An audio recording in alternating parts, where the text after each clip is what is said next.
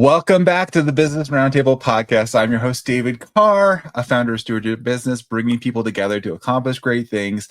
And I'm super excited to have a brand new guest on the podcast. Before we get in there, I want you to think about all the time that you spend every day trying to meet different people, all this energy you have. And I have Jennifer on here because she's got a way of reaching people 24/7, more further than you can ever get, I think. And that's through the power of a book. She's spent more than 20 years helping leaders and coaches and entrepreneurs capture their story and expertise and really help build their credibility, extend their influence, and really help them scale. Jennifer, you are welcome to the podcast. Super excited to have you here. Thanks so much. It's great to be here. I love talking about books. I love talking about entrepreneurs, and I'm really excited to talk about the two of them and how they can help each other. So I think it'll be a great conversation. Well, Jennifer, you have been, again, book coach, you've editor, you're author of I think 15 plus books. You've guided literally hundreds of people through this process. And so talk us about your background. You founded Tandem Services. You're the CEO of Tandem Services. And now you've been doing this for a number of years, and you've done this. And talk us through your journey as a business owner, entrepreneur yourself. Yeah, I started way back in the day just as an author. I loved books. I loved writing. I loved all of it. I loved communicating. I have a degree in business and literature and history, which is kind of a weird combination. And how do I make all those things work well together? Well, writing and communicating is a great way to do that.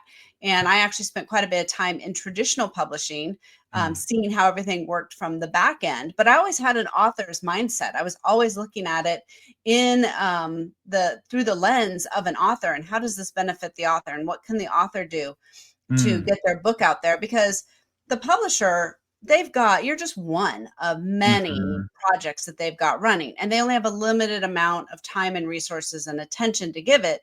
So what do you do once your book has launched? And so that was something that I was always kind of aware of in the traditional world. And then almost 12 years ago, I went out of traditional publishing and went out on my own. I had a lot of people asking me for help and advice. And I had kids going into junior high school, which is, not a fun season of life for anybody. But traditional publishing is long hours and trying to juggle all of that. And I thought, well, goodness, I've got enough people coming to me on the side that I could help and do a better job if I had the time and the energy to focus on that. And so here we are, almost 12 years later, working with hundreds of authors and expanding what I'm able to offer them and help them and navigate through the process. And now self-publishing has become really the option for most entrepreneurs. It's going to give them the most control and help them accomplish what they need to without all of the sort of restrictions that traditional publishing puts on books and the whole publishing process. Yeah, no, I think it's so great to have that background. So you're an author. I love you have a varied background like me, Jennifer, which I love, and that you bring that, I'm sure, to helping and guiding and coaching your clients, because I think, like many of us entrepreneurs, and we'll get into this a little bit about, they're intimidated, like I've never written a book. I don't know how to do that. And so you've gone through this yourself, and now you're seeing how can you do this? And I think, like you said, the landscape has changed a lot. People traditionally were trying to go through and pitch a book and trying to get a major, I know you worked with Zonderman and others, of trying to get a major big publisher, but now this option of self-publishing, and it seems to me there's less barriers, but you still have to have somebody guiding you through to make sure you're taking the right steps. Exactly. Now the gatekeepers are less the publishing house and the agents, and it's more the readers, which is really where it should be. I mean, the readers should be the ones who are making the decision. And as you can get in front of your ideal reader, it's a challenge, to be honest. It is. It's like with anything in entrepreneurship. How do you get in front of your ideal customer, your ideal reader? Often the same person, but they should be the ones who make the decision of if your message is going to resonate with them or not. Likely what you're doing in your business already, you have a lot of communication, a lot of content, a lot of things, a thought leadership, things that can actually be used and repurposed. You don't have to start from scratch. Most entrepreneurs don't when they're writing a book. They have some ideas, they have things they want to communicate. And when you realize you really don't have to start from scratch, you probably have a lot more than you think you do. You just need someone to help you format it, kind of get the structure in place, ask the right questions, and get the process going. Then that will get you down the road a lot faster, because if it's not your industry, how would you possibly know all the things that you need to know? And why would you want to go out on this whole learning journey of something unless you're just curious and want to learn? That's fine. But most people have other things they would rather do than learn the whole publishing and releasing and editing and the whole thing. And so having someone to hold your hand through that, just like you would hire an accountant or any other professional to help you with aspects of your business you are not familiar with and don't really want to be. So Right. Well, and I want to get into a little bit more of that process, but maybe just backing up a little bit, Jennifer, because, I think before people may have thought, hey, it's going to be too hard to write a book. They're maybe spending time and effort in different ways through, traditional marketing or networking. However, why would they want to rethink that strategy, Jennifer? Why might be a book today now be a better business move? Yeah. So there's one of the things that's really fantastic about a book. I like to tell people it can go around the world and it will touch people you will never meet and you will never have the opportunity to meet. It's a unique form of communication. It's not something that someone will necessarily stumble across your website or your social media post or your ad or even your podcast. Those are all wonderful channels and you should absolutely use them. They're all different though, and they reach different people Yes. differently. And so a book is just one more way. And the nice thing about a book is that this is something that people tend to refer to other people. Oh my gosh, I just read this book. It was so great. You have to read it. Or one of the things that entrepreneurs often do is they know their existing clients and they're saying the same thing over and over and over again. And so if you put that in a book, it's a lot easier to give to your existing clients or your potential clients. If there's work that your potential client needs to do before they interact with you, or you want to explain some things that they need to know before they work with you, a book can be a great way to do that. I generally tell people, think of it like a $10 business card. It's kind of expensive to put $10 per business card, right? I use that number because that's about how much it will cost you, to have a printed copy of your book, generally. But if you think about a $10 investment in handing that book to somebody who can read your thought leadership, where they can go in a little more in depth than a quick conversation that you could have, they have the ability to really interact with you without blocking a Zoom meeting on your calendar or any of that kind of thing. All of a sudden, that becomes a really good investment. Most of us charge a lot more than $10 an hour for our time. Yeah. So being able to give someone that book and use that as even a pre-qualifying way to decide, hey, is this someone who's going to be a good client or customer for me? That can be one fantastic use of it. It also gives you some authority. There's certainly this idea around people who are able to write books. There is a certain amount of obviously thought process and putting your thoughts in order.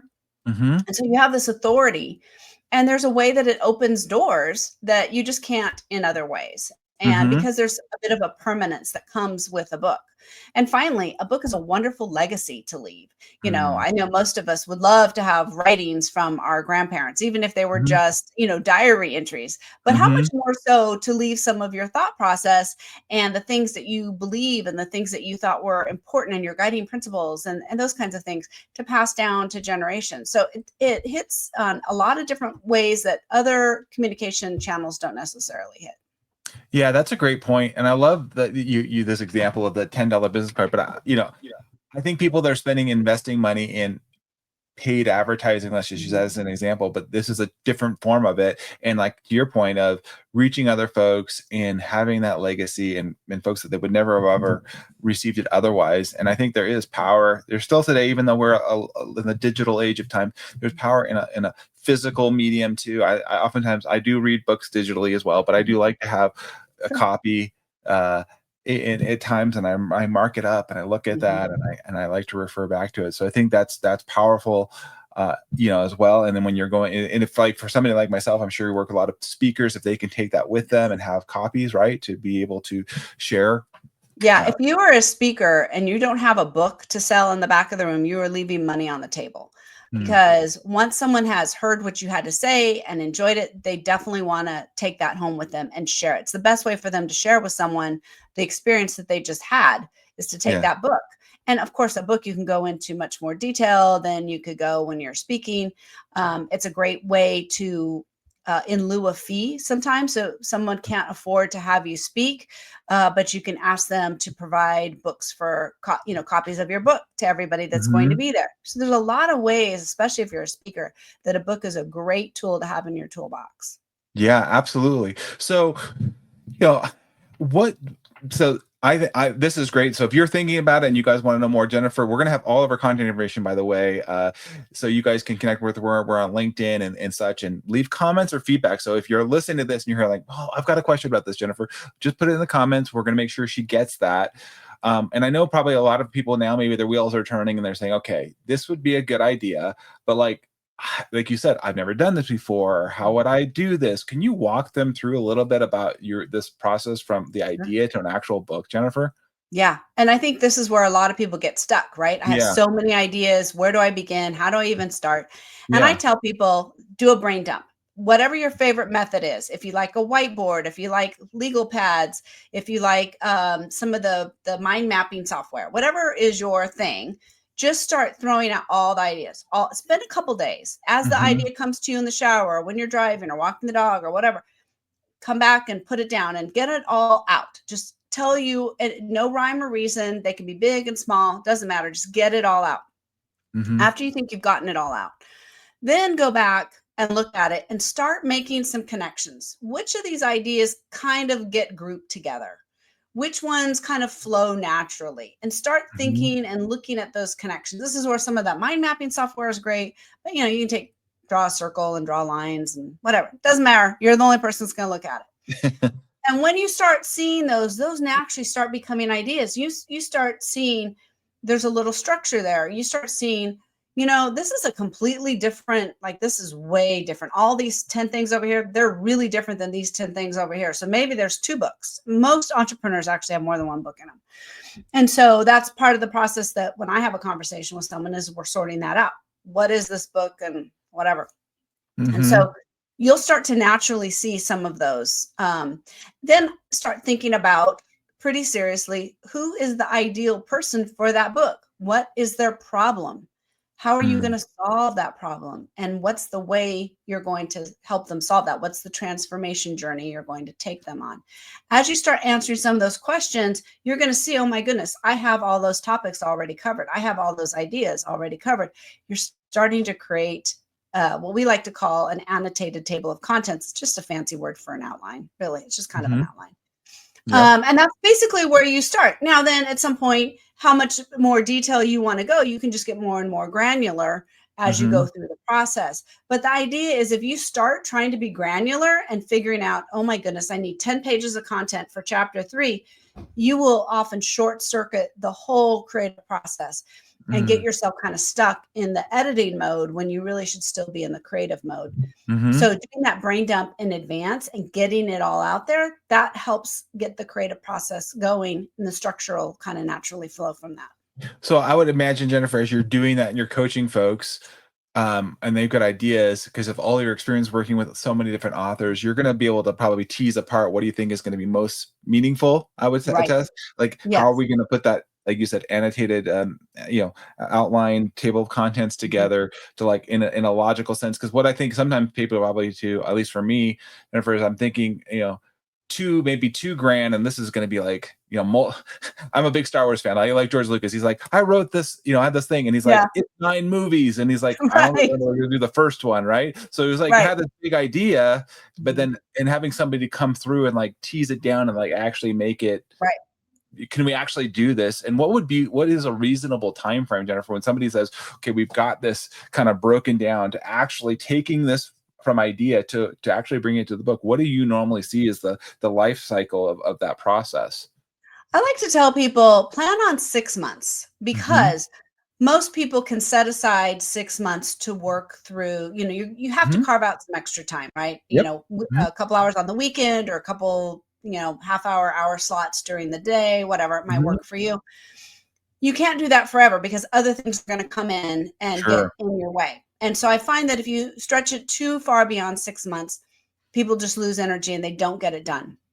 But 6 months is a good enough time to get what you need to done in Mhm. a reasonable amount of time. And it's not going to be a massive book, but it's going to cover what you need it to cover in that period of time. And then I always say, plan on another 6 months for the editing and the formatting and the publishing and the kind of the back end side of things. So Mhm. a year, you can do it quicker for sure. If you've got a Mhm. speaking date coming up, we can definitely work around that. But a year is life gets in the way, you get sick, you have a car accident, your house floods, whatever, right? We like to Mhm. plan for those contingencies because they happen, Yep. as we all know. Yep. And so that way you're not adding one more level of stress to your life. The goal is to not make this stressful. It's to make it a benefit to your life. So those are my rough guidelines for people Well, to be thinking about. I would imagine, I mean, Jennifer, speak a little bit as a coach yourself, because I'm a coach, but speaking to the people, like you said, there may be folks sometimes that are overwhelmed or they're perfectionists. I know you love working with entrepreneurs in particular, but speak to like how do you address their concerns or overwhelm? Like when they're like, okay, I started this, and then they start to get discouraged, or how do you guide them through that? Yeah. I always tell people there's usually a point in the process where you're like, I'm done. I cannot do any more with this. I don't know if I'm going up or down, if my changes are good or bad. And that's definitely the time to bring somebody in to have some perspective. Mm-hmm. And I think that's the biggest challenge that we have is that we are so close to our own work. We have that curse of knowledge. And Mm-hmm. having someone come in and say, okay, you just use this phrase and I have no clue what that means. Let's break it down for your reader Mm. into much more granular things. Or this is a rabbit trail. I think that's actually a separate book. Or I really need you Mm-hmm. to expand on this area. And so having someone with that outside perspective is going to help you move through the process and keep you from being overwhelmed. For many people, even just sitting down at a blank page is overwhelming, right? That's a really common problem. Yep. And especially if you are wired as an entrepreneur to kind of be towards action, it can really feel like this is too much. This is, I need to be doing something else. I can't calm my Mm-hmm. brain. And so working with a writing coach is really helpful because a writing coach will take what you've got, will ask you the right questions, will get you moving forward. When I work with people, we decide the chunks of writing that need to happen between our meetings, and then I review it and I give them feedback and I give them an assignment for the next one. So you're Mm-hmm. not having to come up with it all on your own. You're getting some guidance and some structure. And we Mm-hmm. do that in all aspects of our business. There are many Yeah. things that we don't, we don't know how to do all that stuff, and we hire people to help us with it. So I think this can be just one more of those things where you just bring somebody in to help you in an area that is not your strength so you can free up your time to go do the things that you're really good at. Right, and keeping them on target. I mean, you brought up entrepreneurs. I use a framework called the five voices, understanding your leadership Mhm. voice. But I think you get this concept, Jennifer, and maybe an entrepreneur. I call them a pioneer voices. They're very mission driven. They want to win. But you have other people that are creative, and they're like, oh, these are all these possibilities. It could be this, that, and the other thing. So as a coach, what I hear you saying, Jennifer, is you're listening to that person where they're at, and then you're guiding them and helping them where they need that strength. Maybe the creatives need a little bit more structure, or like myself, I'm a Right. connector, I'm like that, but I need that structure and the detail, the step by Mhm. step. Where other people are like, I know the step by step, but you talk after me, make thinking creatively or like expanding my thoughts. It's very hard for them to do that. So it sounds like Yeah. you're really meeting where they're at. I think that's a really good point because there's this misconception that only people that write books are creative people or very academic people or whatever, right? We have and I know people of every personality type who have written books and can write books. And Hmm. you're going to have strengths and you're going to have weaknesses in different parts of the process, just like you do in any area of life. Hmm.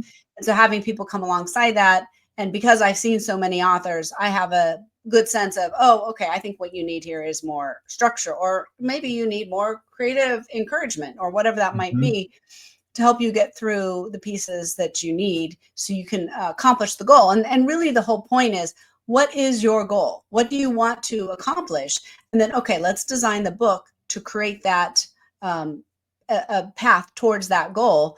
And if you have a different goal at a different time, that's a different book. So Hmm. sometimes just keeping people focused and just talking through what is the goal? What do we want to accomplish with this book?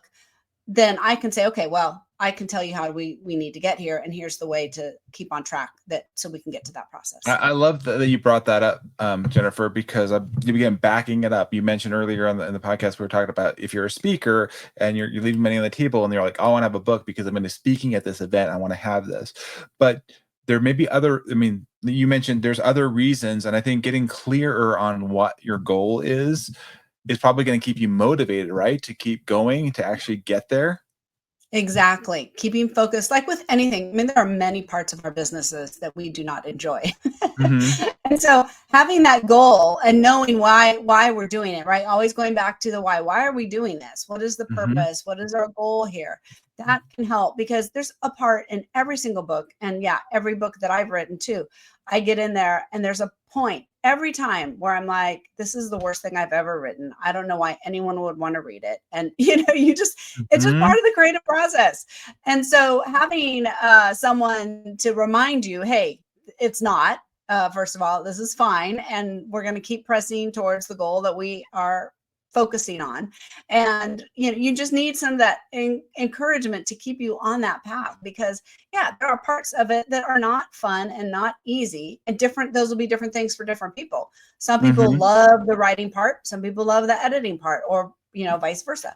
And so keeping focused on that and keeping you kind of on the within the guardrails, and back to your what is your why and why are we doing this, is the goal of the coach, right? To keep you absolutely motivated to get to your goals. I'm curious, do you have a favorite story or an example of working with a client where they got stuck and like, hey, this was the goal, and you walk them through that and like ultimately what that was, or the book, or I just love to hear different, experiences of people that you've worked with. Yeah, it's interesting. It's not uncommon for writers to get stuck. It's not. And it often is around the 80%. You've done a lot of the heavy lifting, and then you get some of those life gets in the way things, and you get off track. And part of my goal is to continue to come back to you and say, okay, but we have an appointment set up. Also, you're paying me money, and that tends to make you a little more motivated to show up to your meetings. And I think in some ways it's as simple as that. We set up our whole structure ahead of time, so these are our dates, these are when we're meeting, and you already have that sort of blocked out. I think that really helps people come through. And then especially with the fact that we can change what we're doing. So I have a client right now who is suffering from Parkinson's.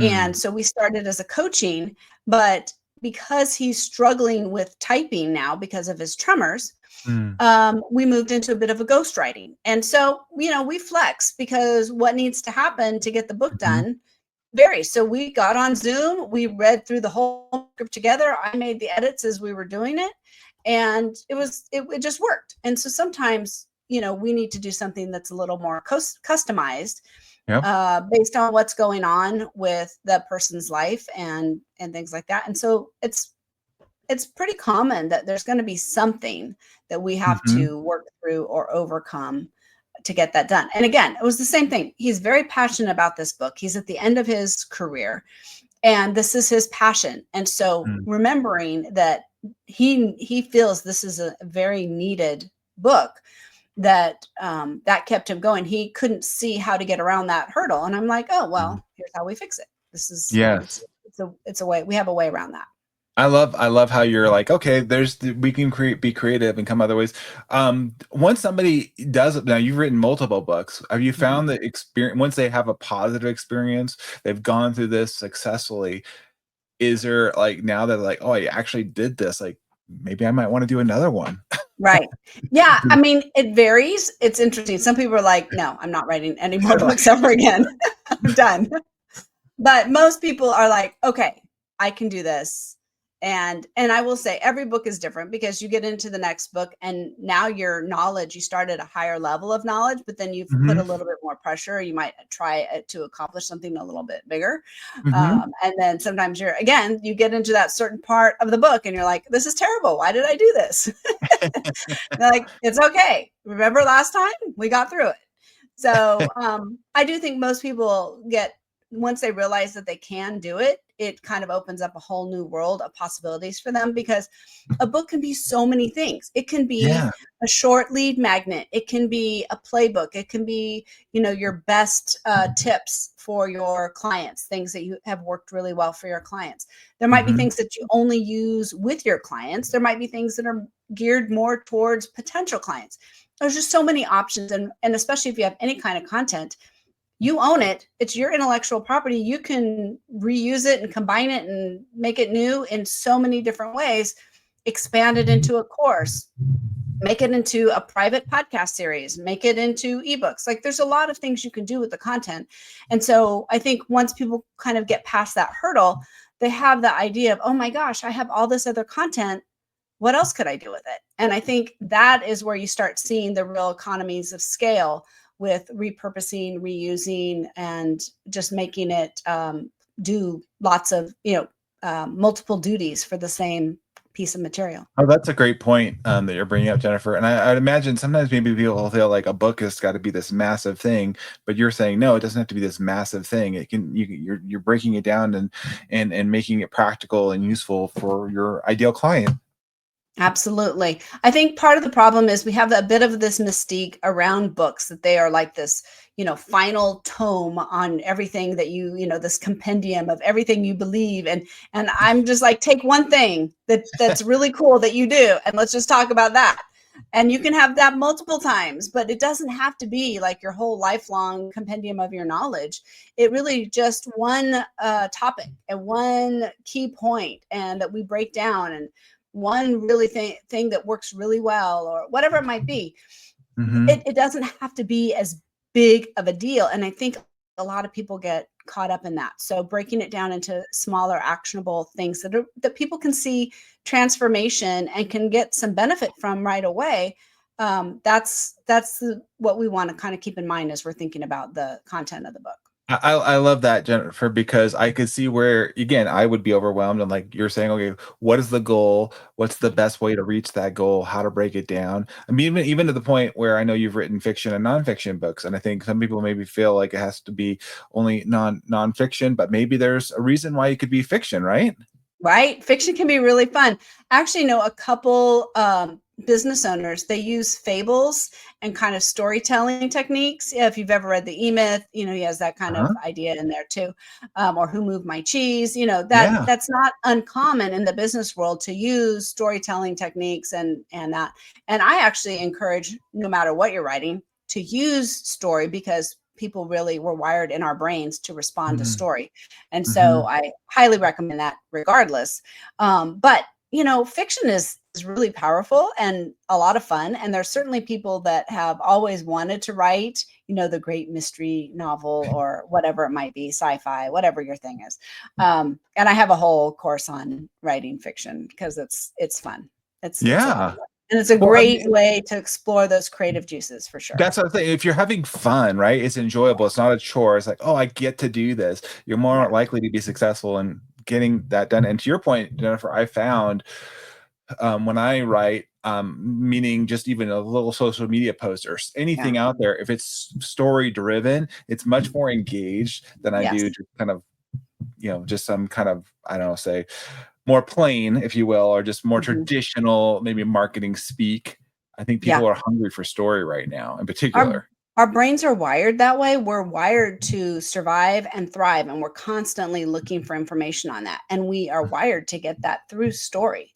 And so Mm, if you think about, Aesop's fables, and every culture has stories mhm. that relay their morals and their things, Jesus speaking in parables, all these Yes. things that are really important, because we retain the message so much better when we can remember it in a story. And so whether you're using examples of, hey, this is a case study of a client, or this is a before and after, or Mhm. one, a bunch of stories, or one main story that goes all the way through, it's a fantastic way to help your reader see themselves and go, oh, yeah, I've struggled with that same thing. I know how that feels. What is the solution to that? Because I haven't found it yet. And they're going to stay Mhm. engaged till they can figure out what that is. Oh man, I want to go longer, but I know we're getting close to the end of the podcast. Jennifer, you have so many great thoughts, and folks, I hope you're listening. Whether you're an entrepreneur or just, hey, you have a story and it's been, burning in your heart there to get out there. Jennifer is a great resource, and maybe you never even knew that there were book coaches out there, but absolutely there is. And I'm super excited to have you here, Jennifer. We've covered a lot. I mean, those that are listening, what would you encourage them to do? Maybe one step to move them closer to getting that book out of them today. What would you encourage them to do as we're kind of wrapping up the podcast? Yeah, the brain dump. Do the brain dump. Mm. I have on my website, and we'll have a link to that, but Mhm. I have a little resource called You Need a Book, and it talks about the brain dump process. So I highly recommend that. Take some time, just put your thoughts out and see what comes up. Yeah, absolutely, Jennifer. We'll make sure we put all your contact information in there. I think it's so powerful. I'm excited. I've got my first book coming out this year. We're working on that.